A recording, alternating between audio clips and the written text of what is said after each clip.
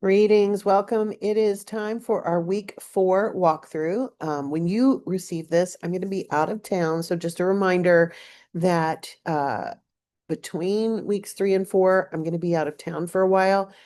I will still be checking everything. So, if you need me, reach out, but just be aware that I might be a tiny bit slower than usual in responding. But let's go ahead and take a look at what's happening in week 4 so that you guys can get rolling.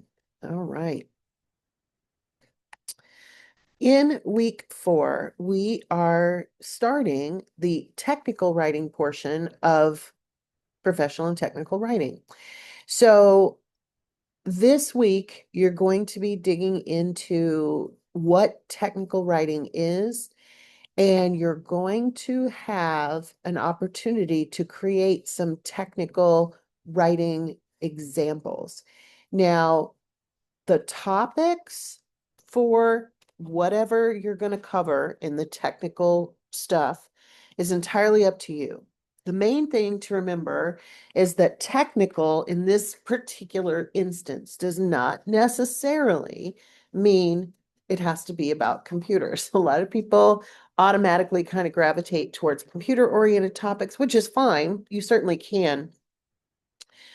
But what I really want for you is for this section of the course, so that includes the technical documents that we're creating here in the next couple of weeks, and your formal analytical report, which is your biggest project throughout ENC 2210. I want you to think about either the field that you plan on working in or a field that you're just interested in, maybe as a hobby, maybe for whatever reason. And I want you to think about using that as the basis for your technical writing, because tech writing has to do not with technology necessarily, although it can, but any kind of writing that we encounter in the workplace or in things with instructions, all of that falls under the heading of technical writing.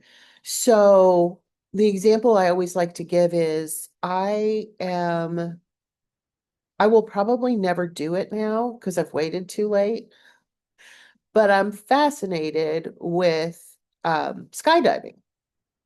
And so I could do my whole formal analytical report and my technical documents in that space. So I could write about safety. I could write about preparation. I could write about where do you go to find information? How can you become a skydiver, right? So I want you to think outside the box, literally outside the computer box for this particular section of the course. The other thing that will be due at the end of week 4 is if you have to or need to provide the revision for your experience and interest inventory, you'll be able to submit that this week as well. And you may have already submitted it.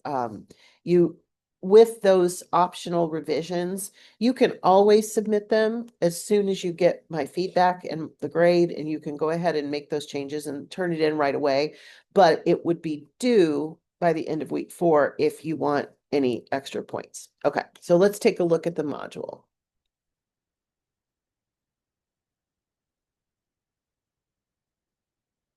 In the learning materials this week, we have a lot of information to look at in the textbook.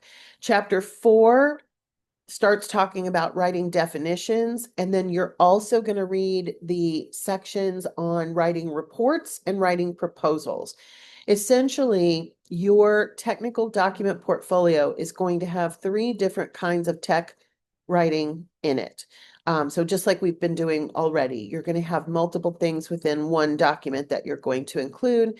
You also can essentially use these technical documents later as part of your formal analytical report. So if you play your cards right, you can save yourself some work down the road by pre-thinking about that. So you definitely want to review the assignment for the technical document portfolio, which is the second link here. And then there's some additional information about tech writing as well. Let me open the assignment for the technical document portfolio because, again, as I mentioned earlier, you will notice that I am really encouraging you to think about a field that is interesting to you. One of the main things that we run into when we are writing for school, and I know this because I have to make people write for school, is that if we are writing about something that doesn't interest us, it is so much harder. So, most people approach this course in terms of what you want to do in your work life.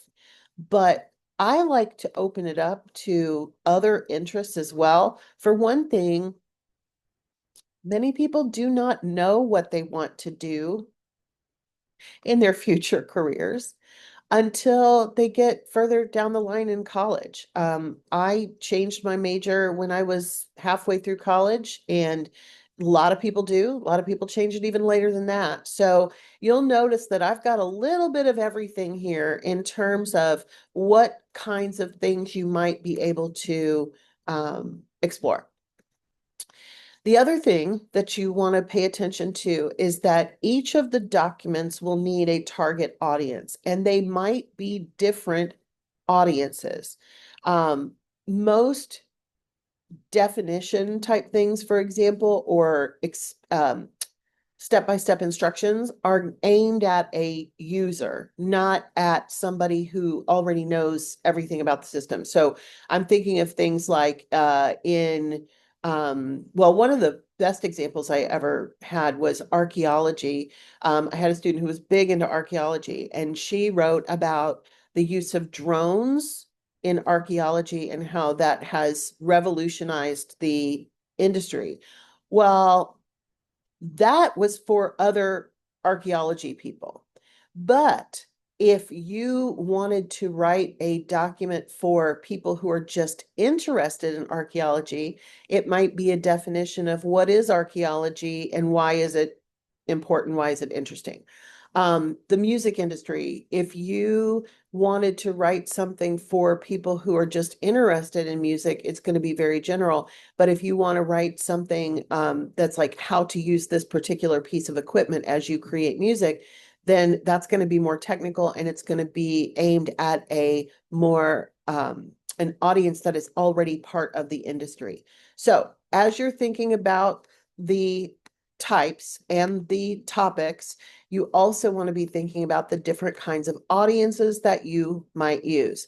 So you're going to have 3 documents within your technical portfolio, and they're going to be 3 different kinds of documents. So you'll notice in document types number 3, we have definitions, descriptions, and then there's all kinds of different sorts of instructions, user manuals, technical specifications, like on a piece of equipment, process documents, how to do something, safety guidelines, maybe training materials. You can have 3 different kinds of instructions, probably. But most people will have like a definition, a description, and then one kind of instructional piece. So anyway, take a look at the rest of it. I just wanted to remind you that it really is open as far as what kinds of stuff that you'll want to do. Now, this week, you're not starting, well, you can start that, but this week, what you're doing is taking the technical to concentration quiz. So it's going to help you to solidify what your plan is. So take your time with it. Don't submit it until you're done. It is in quiz format just for the sake of easiness, but it is not a quiz in the sense that you have to somehow memorize everything that you've ever learned about technical writing. And then, of course, there's a link again for that experience and interest inventory in case you are submitting the optional revision this week. If you have any questions, do not hesitate to reach out. Like I said, even though I'm out of town, I am going to be monitoring everything. So Just let me know if you need anything, and I will see you back here in the week 5 walkthrough.